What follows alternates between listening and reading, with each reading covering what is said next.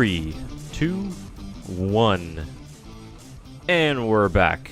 It is the BackMarkers F1 show, episode number 5. Chris Cato alongside Tyler McDonald.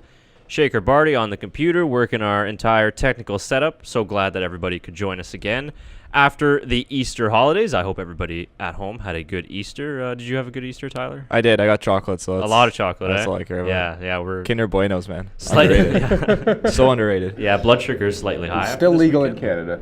Yeah. No, aren't the Kinder Surprises illegal in the States? Yeah, I heard and you that, know what's yeah. still legal? A lot of guns. No, we're not. Yeah, this is not. This is not the debate to get Let's not into. get into You know what's that. funny Not the though? debate to get The into. only American team in Formula One had the gun problem. Are you serious? After the first race, thank you. That was well done. I'm here all week. That was well done. All right, now that we're over that. Yeah. now that you got that out of your system. Let's move something that America knows well, the Middle East. Nailed it. What do you mean, Nailed Tyler? it. To Bahrain. We've actually never been to Bahrain, but anyways. Yeah, Yes. I wish the U.S. could say the same, but anyway, Off to Bahrain. It's an electric start. yeah, exactly. So this is our Bahrain Grand Prix preview, our second race of the season. Oh my goodness. And the beautiful Sakir circuit in the desert of Bahrain. I love this track. One of the two night races, I think, right? Abu Dhabi being the other one. Singapore 3. Singapore, yeah, good call. But I think I think Bahrain is solely at night, right? Like Abu Dhabi does sort of the dawn, Day to night. or, sorry, Singapore dusk. is solely at night too.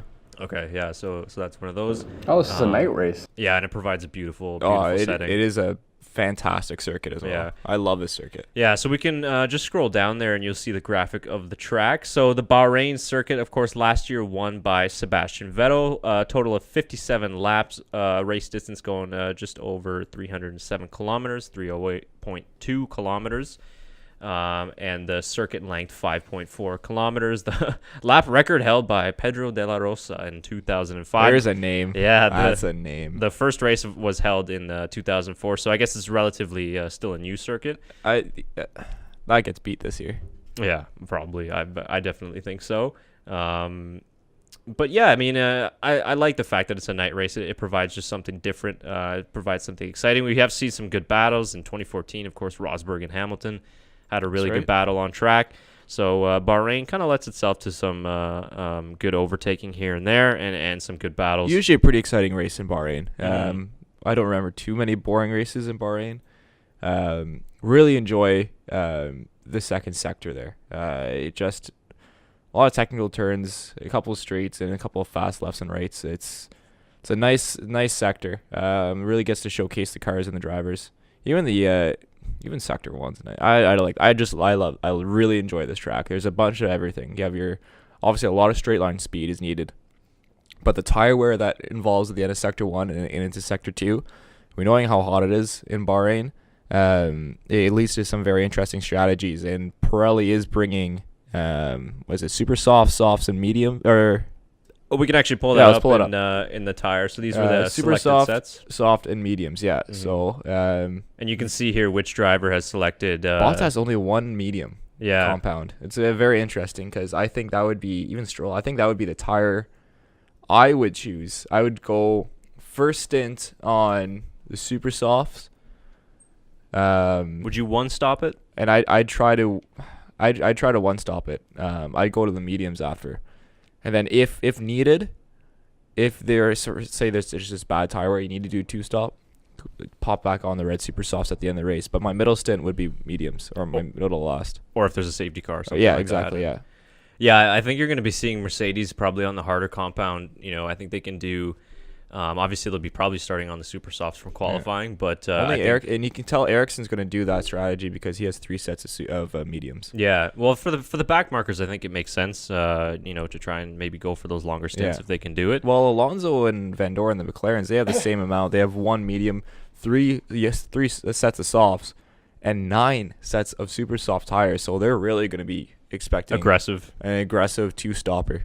Yeah, and for Mercedes, going on the testing that they did really well on pace on the harder tires. So I think they have no problems using the soft or even the medium. Yeah. Hamilton was really comfortable on the medium tire. So yeah.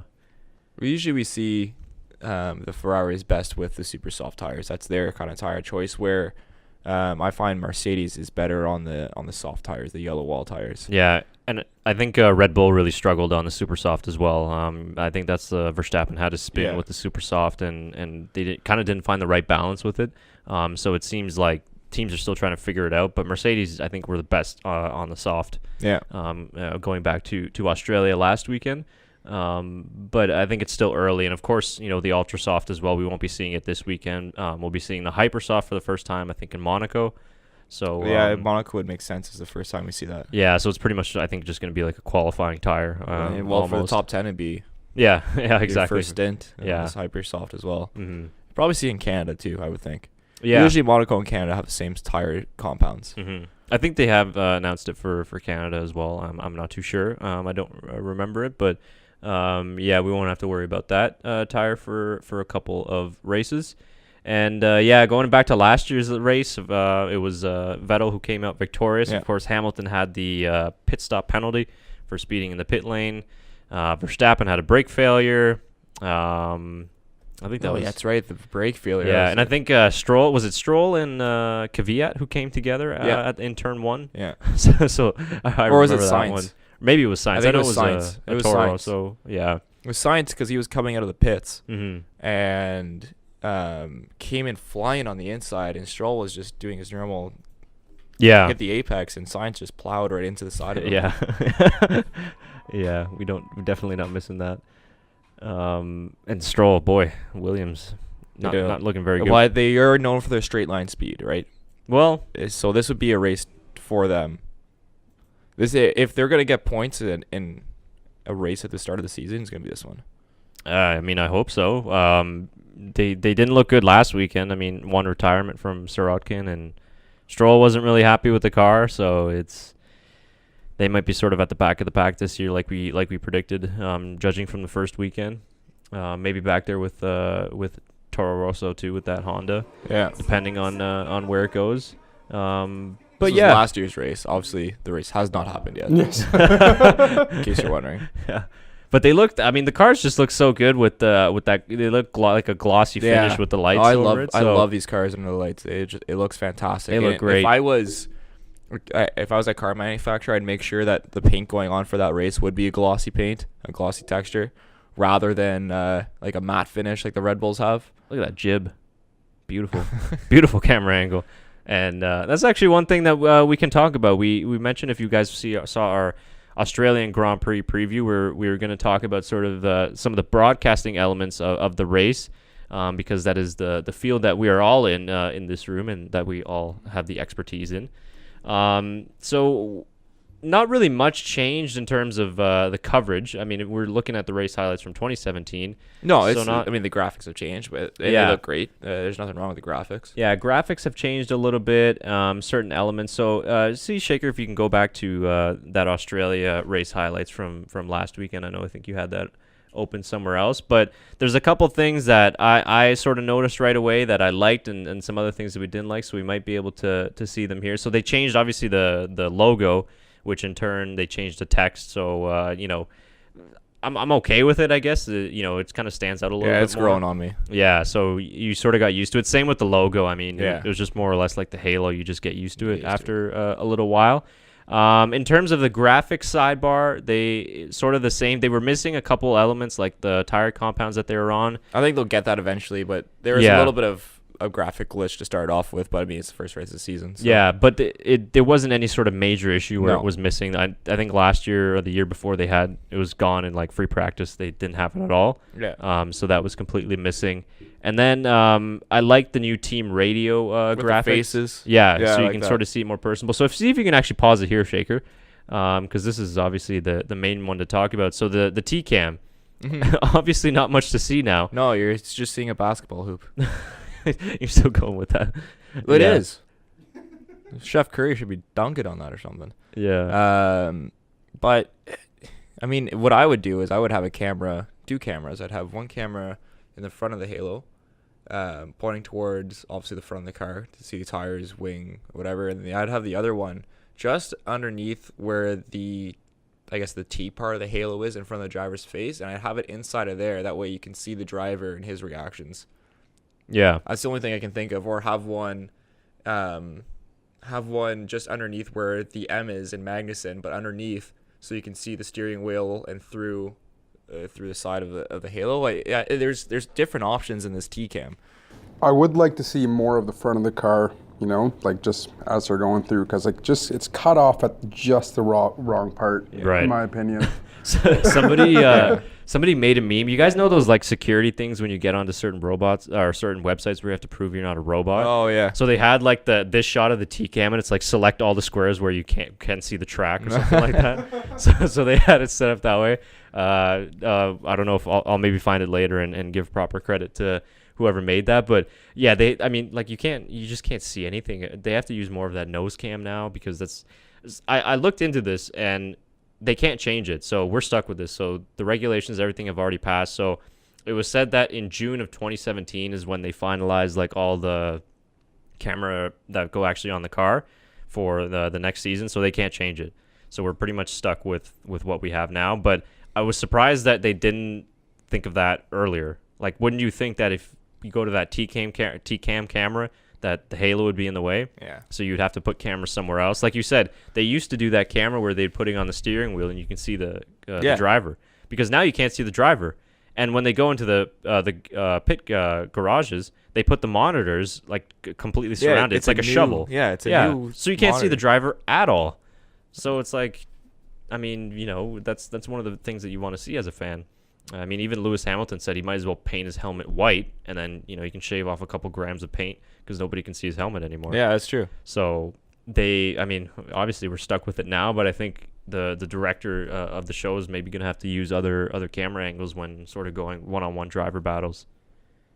Yeah, it's interesting. I mean, I know they used a lot of helicopter shots or whatever they use now, helicopter, drone, whatever. I don't know what they fly, but I mean, those are nice. But obviously, you want to see the reaction in the car, and that's what a lot of people want to see as well. Yeah, I just want to see more of the driver. So, you know, hopefully for next year they can do something that maybe has a camera pointed back toward the driver or whatever. But in other certain camera angles, you don't really notice the halo, obviously. So that's nice. Rest of the race coverage was good. You know, team radio graphic like we mentioned before. See if you can skip ahead a little bit. I think it was near the end of this video. Yeah, with Lewis Hamilton. Yeah. Oh, right here. Yeah, right there. Right there.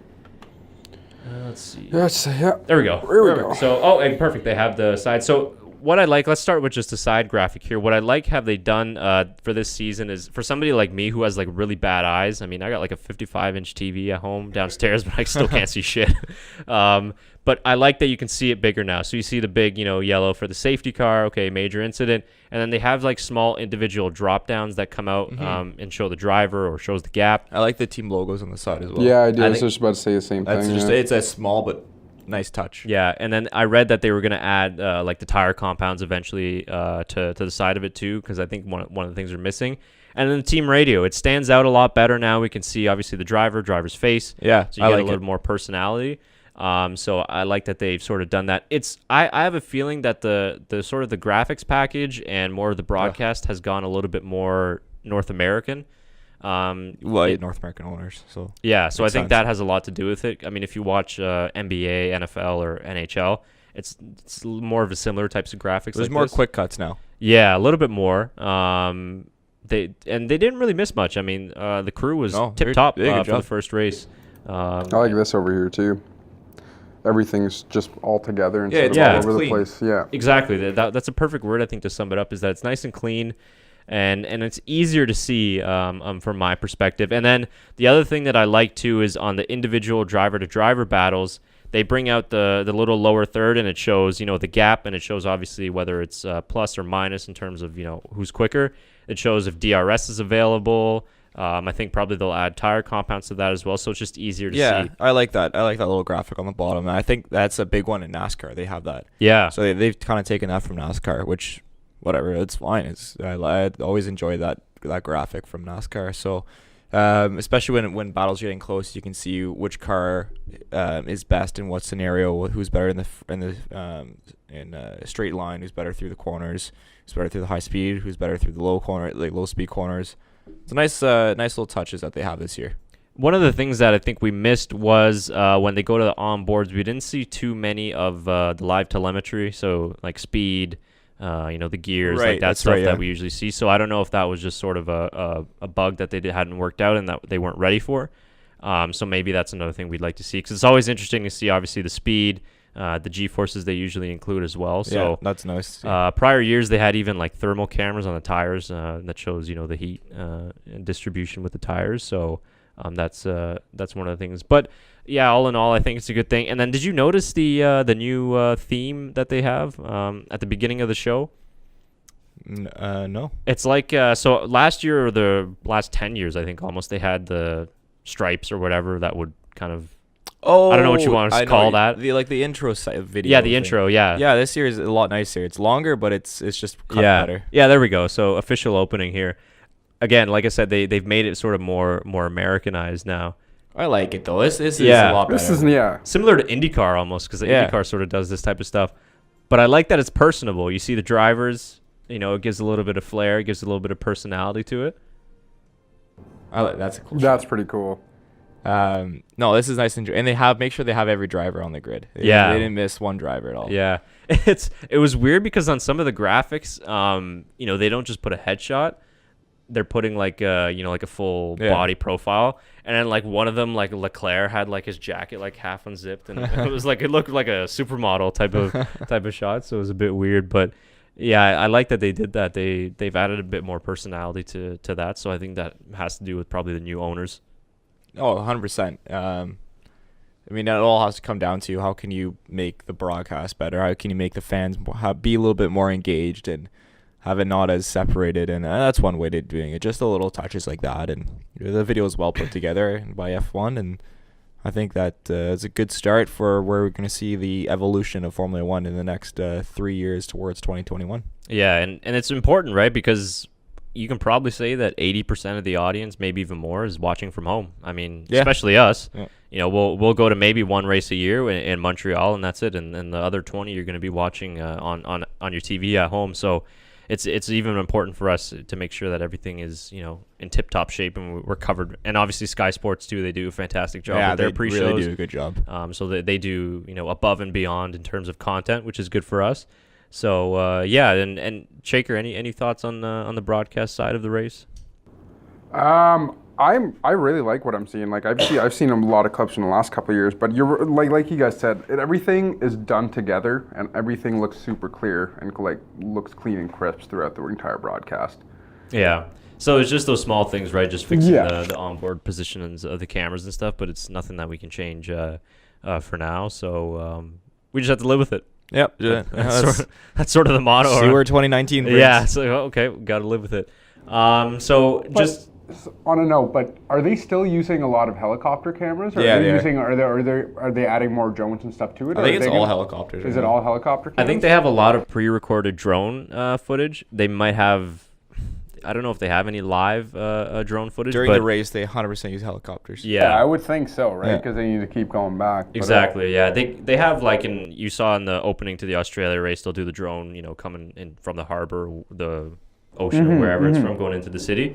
But I'm pretty sure that's all pre-recorded.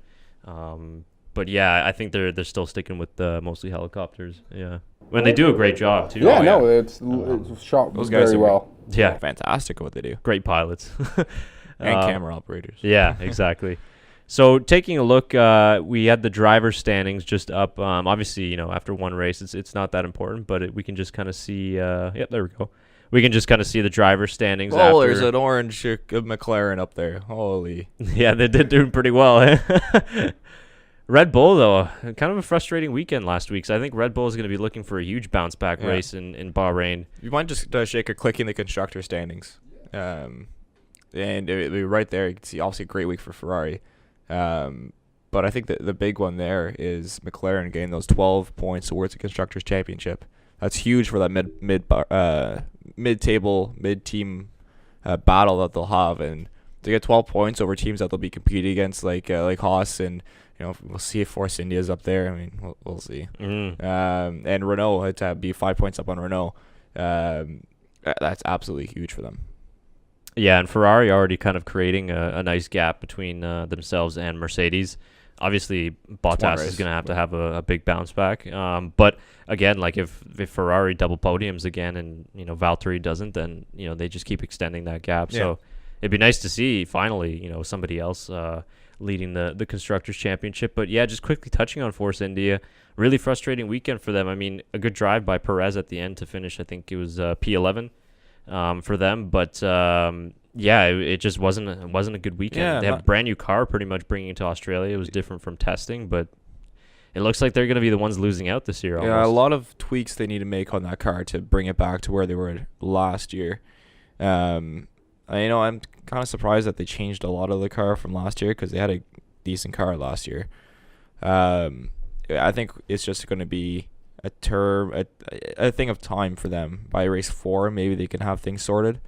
It'd be the same for Sauber, Alfa Romeo. Same for them. By hopefully race 4, they have things a little sorted. They can make some adjustments and find out where they need their parts on and get them for maybe the second half of the season. That's kind of where you'd want to see those teams come up.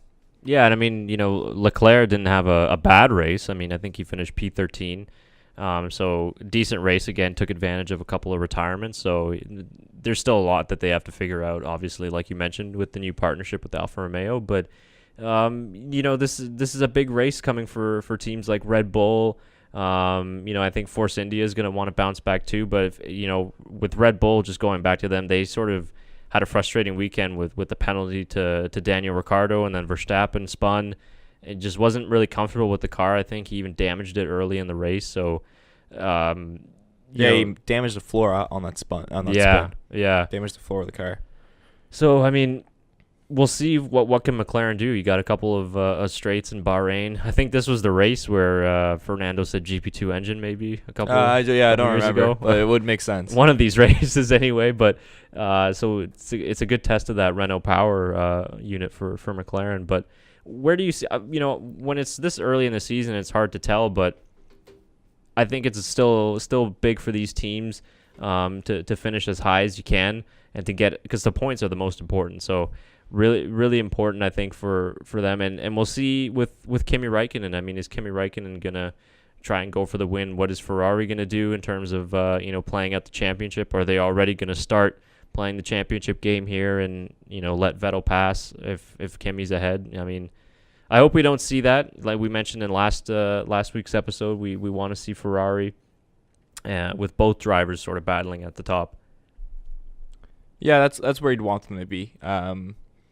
It's for Red Bull. I think you're going to see another bounce back race for them. They're going to be wanting to sort everything out and have a strong second race, so they're not really far behind. Only 2 races into the season. But if you're Kimi, you got to be pushing this race to try to do the best. Obviously, you're going to try to do the best you can, but try to get a win out of this race. And I think this is going to be more of a Mercedes track. Yeah. I think they've got the better straight line power, the better horsepower than Ferrari. But like we saw last week, you never know what's going to happen. Yeah, I think qualifying is going to be huge too. I mean, you can almost bet your bottom dollar that Mercedes is going to be on pole again. Yeah. I hope not. I hope that it can be somebody else. But it looks like Mercedes is going to control qualifying for most of this season too. Unless something gets introduced that limits teams using these special modes during qualifying. But I think a qualifying battle is really important. Although, Hamilton didn't win from pole last week, but that was more of just a safety car. But this is last year's qualifying results, and there's Valtteri up. That was his first ever pole. First pole, right? Yeah. First pole. So maybe he has that confidence of having that last year and the familiarity with the track. Maybe he can have a bounce back week himself, because Australia was a very rough weekend for him. He's really going to need to, and even though it's the second race, you almost have to look at it as it's almost like a must podium finish for him, because after 2-3 races, if you sort of drop out of that sort of top 3, really hard to get back up there, especially Mercedes with the reliability that they've shown. They're not going to all of a sudden DNF in 2 races or even 1 race. So even though we're only set 2 races in, it's critical to get the best finishes now, because you want to get off to a fast start. But this has been a Mercedes track for the past couple of years, and especially in qualifying too. But we might see Raikkonen. I mean, Raikkonen wasn't too far behind in qualifying, so I'm almost picking Kimi to win this race. I think I'm gonna go for Raikkonen. I didn't make a prediction last week because I was just like, I don't really know. It's too much to tell, going from preseason. But I'm gonna pick Raikkonen to win this race. I really like what I saw from him in the first race. I really did. Last year, I kind of think he faded away a little bit and just sort of accepted his role. And this season, he looks like he's really poised and he's really focused and he wants to compete for that championship. So hopefully Ferrari will let him. I hope Kimi can win this race as well. I mean, who I think will win it? I think Lewis is going to win. Oh. And I say that because of course he's wearing the Mercedes hat, right? Everyone. And I think that's because you're wearing a Ferrari hat. Relax. All the teams are represented That's here. true. Okay, so Shaker's got Red Bull. I'm gonna start bringing. We got the whole Sauber podium. Alfa Romeo hat. Yeah. But I think, and I think that's because it's gonna come down to the pure speed of the car, and I think even if Ferrari does get ahead, I think the Mercedes can follow in the last sector there where they have the two very long straights. I think that's where they're really gonna pounce away, and that's where I think they're gonna win the race. So I have Lewis winning this one. He'll win from pole, and might be one of the boring races, unfortunately. But you never know. It's F1. It's always exciting at Bahrain. So I'm sure there'll be some sort of drama in the first corner because that's a tight first corner. Yeah. I think these tracks that have these long straights and, after Bahrain, like China, for example, it helps Mercedes too. And Mercedes they still have that edge, I think, over Ferrari, and you saw it in straight line speed. But again, Mercedes has shown that they have struggled to follow cars in the past. So if they do end up qualifying behind a Ferrari, maybe or even a the Red first Bull. corner, right? Like Yeah. An overtake in the first corner by a Red Bull or a Ferrari to put Lewis or Valtteri second or third. Who knows how they'll recover there? I mean, that would be, I think, that's the point of the long straights.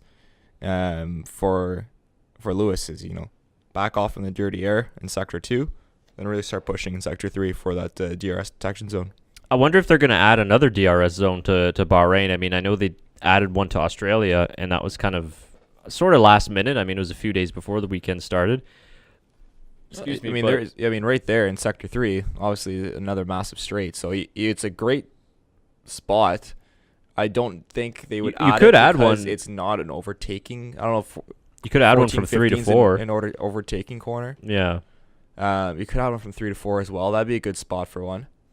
I almost think that I don't know. It'd be better almost to get rid of the one from going into turn 10. I agree. Because it's a short run. I think they should have the second one in 3 and 4, in the middle of 3 and 4, and then if you do add a third one from 13, 14, sector 3, I don't really know. I guess they're trying to try to get the people, the drivers who can't follow in sector 2 to try and come back in sector 3. I don't know what they're trying to do there, but I mean, turn 4 is a great overtaking spot.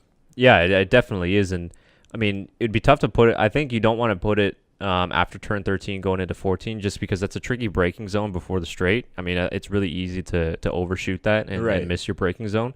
But if they wanted to add a third one, I think this track is really, like, the Australia, the third DRS zone there was kind of like, well, not a lot of people are going to overtake there. Yeah. So it was more or less of a setup for the main straight DRS zone. But here you could actually have another one because you have, like, what's that? 1, 2, 3, 4 long straights, right? And then 10, 11 is the shortest one, really, going from turn 10 to turn 11, that DRS zone. So we'll see if they're going to add another one. But that's a tricky corner as well, going from 9 to 10, transitioning there. Yeah. Very tricky corner. Yeah, left-hander. But I don't know. Hard to not to lock up your left front there. Yeah. But I don't know if you add one more DRS zone. I mean, that's just plays into Mercedes' hands, I think. You think so? Yeah, I just think that they have the superior engine still. They have the best power unit on the grid. So, but wouldn't that help the cars behind, knowing that they can try to get a little slipstream? I think it would. I just think that Mercedes seems to struggle more at technical circuits that aren't so much power heavy. And it goes back to what I said before, of where they struggle a lot to follow cars. I think Ferrari, the car is just really stable when it's following in dirty air or even in traffic. whereas the Mercedes just seems to struggle a little bit more. They might have fixed that, from last season. We only saw it, of course, in the first race in Australia, but I just think at a power-heavy circuit where there are a lot of long straights and DRS zones like this, I think it just helps Mercedes.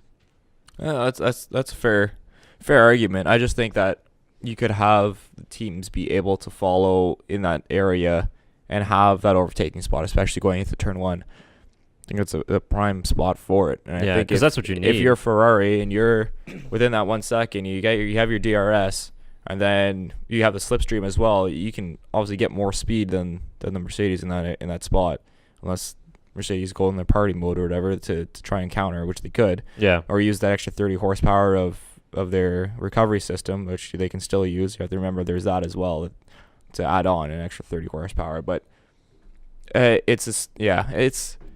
be interesting to see. I'm curious to see how teams will react and the strategies that will play out in this race. Yeah. Whether there'll be split strategies between drivers like we saw with Ferrari last race, I should say. And then if we're going to see that continuation throughout the race, that we're going to have split strategies the whole year with teammates, especially with Ferrari. And that's really where the race is almost decided. When you mentioned before, turn one is obviously one of the best opportunities for overtaking. It almost seems that after the first lap of the race, it's sort of almost like a foregone conclusion in terms of who's going to win. We saw a lot of races last year where lap one would be sort of the most exciting, and then that would be it. So I think lap one is probably the most opportunities for these drivers that are maybe P3, P4. We saw Magnussen obviously last weekend, 2 weekends before, make that overtake on Max Verstappen. So I think lap one is a good opportunity, especially if you don't have such a good start. Obviously, the start is so important. Raikkonen had a really great start that kept him at the top there. So if one guy, at the top, Hamilton doesn't have such a good start, or Vettel doesn't have a good start, you could see Red Bulls jump in there really quickly. They're generally really good starters as well. So I just hope that the action will continue on, right? And it's not like Hamilton out in front and then it's already, closed and you already know what's going to happen. No, I would agree. You always want an exciting race if you're a fan. Yeah. You want some sort of drama. Especially if you have to get up early. Yeah, well, 11 o'clock for us isn't too bad. We can actually check the timings. I think it's 11 o'clock for us. Yeah. 11:10? I think if you go back to their main page, it shows you the time zones. They do a good job of providing everybody with the time zones for where you're living. But yeah, I think the race start was 11:10 a.m. Yeah, I think so. Eastern as well. Standard Time. Eastern Standard Time, exactly. That's important for everybody to know. North America. Scroll up, you can see it there. Oh, yeah. There we go. Convert to your local time. Beauty. So practice one. Hey, qualifying's at 11 too. Perfect. Yeah, if you guys are interested in Canada on Friday morning before you go to work, they don't practice show that one on is TV. at 7 a.m. They don't show practice That's 1 or true. 3 on TV. They don't. In Canada. Yeah, I watch it online from streaming services legally. So qualifying, like you mentioned, Saturday at 11, that will be shown on TV, most likely TSN. And then the race on Sunday, 11:10 a.m. So not a bad start. It's not too early, not too late at night either. So I can get up for that. yeah, we can get up for I that. can get up for that. China though, probably not. That's like a What? 7 a.m. start. Is I it? think, or 8 a.m. something like PBR. that. Let's find out. What is China? 2 a.m. Oh, I'm staying up for that. 2:10 a.m. Okay, that's not bad. I'm That's not staying up bad. for that. And then the European, those are usually pretty good. Those are usually like 8 Azerbaijan. o'clocks. Ooh, 8:10 a.m. Those are usually 8 Oh yeah, o'clocks. now we're into the European schedule. Yeah, I'm actually in Spain for the Spanish Grand Prix. that's right. You did mention that. Yeah, but you're on the other But side I'm of on the other Spain, side of right? Spain, Yeah, so it doesn't really work out. But I'll be able to watch that race nice and easily. yeah, Because it'll be a perfect timing for me. yeah. I don't know. I guess it's big in Spain, right? Yeah, You it's got a lot of yeah, people watching. it is. Yeah. All Fernando, Of course. Yeah. Carlos Sainz. Yeah. But yeah, it's in Barcelona, and we're in Cadiz, which is kind of in south of Sevilla. Oh, okay. How long would it take to get to Barcelona? Talk for 30 seconds and find it. Because the country's not too big. I guess you could probably take. Well, it's not Canada. Yeah, it wouldn't take like a couple days to. Nothing's too big other than Russia to Canada. Yeah, that's true. That's So true, I mean, for Europe, it's pretty big. yeah. I mean, you could. We could probably make it there a couple hours or something like that. But yeah, that race will be in May. So I haven't Googled it yet, but I'm gonna guess like 8 hours. 8 hours. That's just my guess. But Okay. From here to Barcelona? No, not well. Yeah, Oh, it's not. okay. I I'm cannot gonna here. say, I man, can't that's- drive to Barcelona over the ocean. Maybe one day. They should. They should. They should get a bridge. I mean, that's a long ass bridge. but, Yeah. I mean, they should. Well, they just had, I think, one of the first flights that went direct from the UK, I think, to Oh, Australia. It was like man. 17 hours Oh straight wow. on a plane. It's pretty close. much is It's it? an 8-hour train.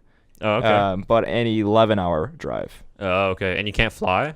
Well, you could fly. You could probably, fly? But Yeah. what? I mean, Yeah. why? So yeah, no, that's not happening. Okay. Well, at least you can enjoy it there with the Spanish.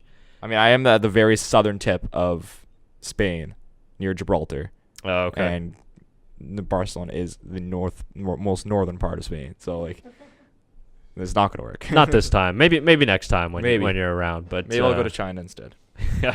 well, we got 3 races in April. So Bahrain coming this weekend on the 8th, and then we have China. So our first back-to-back race weekend will Yep. be after this. So we'll have Bahrain on the 8th, and then China on the 15th. So our first back-to-back of the season.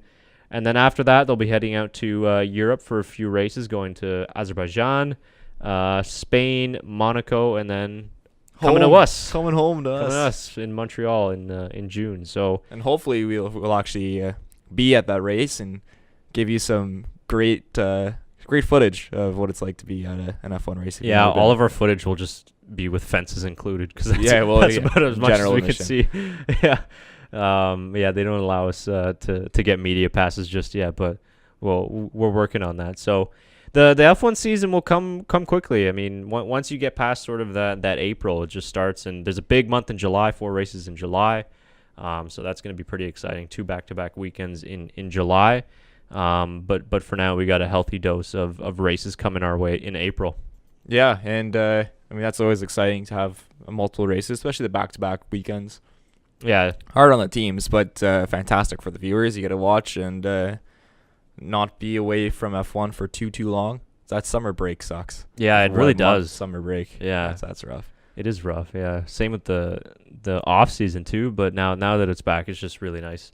Nice to have something to talk about too. It makes it easier on us because we can always just talk about what's going on in the races. Anything else? Did you hear anything else in the news? I think it was a relatively straightforward week. Nothing's really come Nothing out from what I breaking. know of. Yeah. July's super packed. I can really July is very packed. That Yeah. is when everyone comes back. Or sorry, when everyone's about to leave is what I should say. Yeah, 4 races, yeah. But no real big news from what I've heard. I don't know about you, but I haven't heard too much from F1. It's been a quiet week for F1 so far. Yeah, this week. I did notice they did post a couple of videos on their channel. So actually, that was They're one doing of the pretty things- good with social media. Yeah, that they did a good job with that. And we'll almost wrap it up here. But one of the last things that I did notice was that they introduced the F1 power rankings. So we've seen that over here. They do it in the NBA. They do it in I think they do it in football as well. Not sure if they do it in hockey, but NBA I know is one of the main ones that they do it. And they've actually done it. These are for the drivers. So they kind of grade the drivers after every race, and they do like a ranking system. So it was pretty interesting. They have Kevin Magnussen at number 1 for this week. I love it. And so yeah, it He'd adds a probably little. be the only driver to be a DNF and, and have be ranked number 1. Yeah, so a good consolation there for Haas. So then we have Hamilton and 2, Alonso at 3. I'm surprised I'm surprised Vettel. Vettel's way down, I think. I don't even know if he actually made it in the top 10. Grosjean is 5th. What is these power rankings? I don't know who made them, but They're everywhere. yeah, Vettel's not even in the top. How Oh, there does he Marcus is. Ericsson 10th. 9th? I don't know. Disagree with our ranking? Tweet A us, little yeah. bit. So then How- you should tweet us. I mean, I understand that he got really lucky. I Yeah. understand that. But how is Ericsson a 9th? What? I'm a bit He was- surprised with that, yeah. I don't Future- know what does what it say. Future looked to be hanging in the balance at the end of last season, but it looked like a man renewed in Melbourne. His race lasted just 6 laps. How does he 9th? What is this? You have the championship leader. He won the race, He's first number race of one- the season number as 10. 10th, and a guy who ran 6 laps is 9th. Yeah. This is messed up. I don't know. They're still working out some bugs, I guess. Clearly. Well, it's just weird that the DNF drivers too. I'm fine with it. I'm fine with Magnussen as number 1. That's just hilarious. I guess, but I mean, it's no like guarantee. I don't know. I think it's just something to create this. To create Yeah, this just talk. so that we can talk. Well, I think you put Lewis Hamilton at 1. I mean, if there was no safety car, he would have been 1. Yeah, he would. I don't know. Magnussen, until the failure, he had a fantastic race. He raced unbelievable. Yeah. Maybe the best race he's ever raced in F1. Yeah, yeah. Well, we'll see. I mean, something new that they did it, and like you said, it just creates something for us to debate about. So it'd be cool if they did one for the teams as well. So I don't know if they're going to be including that going into the rest of the season, but hopefully they do one for teams as well. Here's your. I'm just looking at F1 news. Netflix will be releasing a Formula 1 documentary series. I did hear about that in 2019, right? I guess so. I didn't really look into it. Yeah, I think it was. They did it on the 2017 season, if I'm not mistaken. It was either that or the 2018 season, but I believe it's a 2019 release date. Yeah, that would make sense. I mean, that helps out. Lewis Hamilton, lack of diversity in Formula 1. Speaking that he's the only African American, British American, or sorry, say African British, because he's British. Vettel is in the same league as Lewis. I don't know about that. Mercedes say it's close, not from. I don't know really. They what's always going say on that. there. Yeah, not much. too much. Well, just on that Netflix thing, Amazon did a feature on McLaren in the 2017 preseason, and so that's available on Amazon Prime, I think. I think you have Prime, right? It's I do have Amazon. Yeah, that's Fantastic. like they have Grand Tour on it and stuff like that. Yeah, So it's pretty much why I got it. yeah, yeah. So that's gonna be that's on there as The only well. thing it says is that Haas's car chief is saying that no, we did not steal last year's 2017 Team Ferrari. Yeah, It's the only thing that's really on the news. Yeah, I that don't they're know. being accused with. Which, even if they did, like, didn't So what? didn't work out well for them, but so what? If they stole last year's car, still last year's it's car. still last year's car. Yeah, so it's Like, not this year. So who really cares? I don't know. Yeah. Yep, I think that's about it for our Bahrain preview. Did we do predictions? Well, we I had did. Yeah. Lewis. I got Raikkonen. Shaker. I mean, I want Ricardo to win, but I'm gonna go with Lewis winning. 2-1 for Lewis. Yeah. All right, so Lewis right, Hamilton, your we'll see. Bahrain winner. Mark it down on your calendar. Yeah. What do you think is going to be the biggest headline going into Bahrain? Going into Bahrain or out of Bahrain? No, into Bahrain before. Well, this is into. So, power what did you say? Power ranking. The power rankings a bit. That's the power rankings. Yeah. I think somebody might end up taking some sort of engine penalty. engine penalty. Yeah. I'm Um, not sure who. I'm just gonna throw that in there. I'm gonna go with tire degradation. Okay. That's gonna be my Yeah. tire compounds. Fair enough. That's gonna be my. I mean, who knows? I'm probably wrong, but whatever. I think Toro Rosso is gonna blow another engine. No, boy. Poor guys. Yeah. Yeah, but hopefully they can work their stuff out. So before we go, we can take a look at our historical photo of the week. That's right. Heading into the race this weekend, and this one I think is from Monaco. Yeah, it's open in the what do you call it? The Twitter. The Twitter. There it is. The Twitterverse. There we go. F1. If you don't follow this site, this Twitter page, it's fantastic. At F1_images. Fantastic. Stuff that they have on there. This is a great picture too. 1979, Jody Scheckter and Gilles Villeneuve in Monaco. The Canadian. Yeah, you can see that track is slightly different from what the track is now, but most of it's actually stayed the same. Is that look at the boat in the far? Is that a viewing platform? I think it is. Yeah, That's yeah, awesome. because that's people on there, right? That's people on there. Yeah. That's not seagulls. Seagulls are only in Canada. Yeah. And turn one in Canada. Yeah. That is absolutely fantastic. They should bring that back. Like not like a floating raft with stands. Oh, that'd be awesome. They probably charge you a ridiculous amount. Yeah, still. you'd have to build barricades so people don't jump in the water, I guess. Yeah, But whatever. yeah. It'd be fun. Yeah, well, might as well. But yeah, and I don't think that bridge is there anymore either, from what I remember. I don't remember. Yeah. But off to the left now, like there's a road that actually goes off to the left going into the tunnel. So it's not just a right that goes in the tunnel. There's also a road that leads to the left. Oh, okay. But yeah, back in 1979. What were you doing in 1979? Well, nothing. Yeah, same here. I can't remember. I was time traveling. Time traveling. Yeah? That's pretty cool, man. You were there? That's pretty cool. I was there, man. Yeah. If you zoom in into the first hour, you will see me in the stands. Oh, okay. Yeah. We'll try to find VHS of that. Yeah, they actually did pretty good coverage back then. I mean, considering Really? it was the 70s. So, yeah, that's our historical look for this week. And you guys can see the F1 Images account, so make sure you give them a follow. And make sure you also follow us on Twitter. We're on Twitter at TBMF1 Show. So we post all of our links to our YouTube channel there, and that's where we also sort of interact with the fans that we have so far, and we debate with the F1 community out there.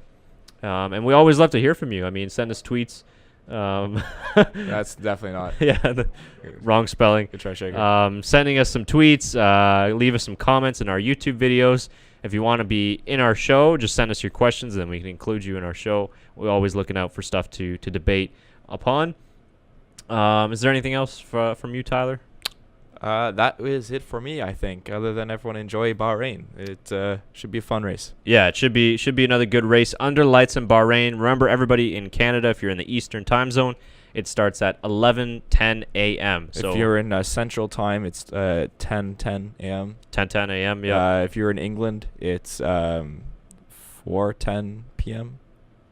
Is it? I think it would be 5 hours. I think I did my time zones right. Something like that. think Oh we- well, you can check it out on the Formula One It's that website daylight though. savings. It's around there. It's somewhere around there. They gave you a good breakdown of when the race time starts.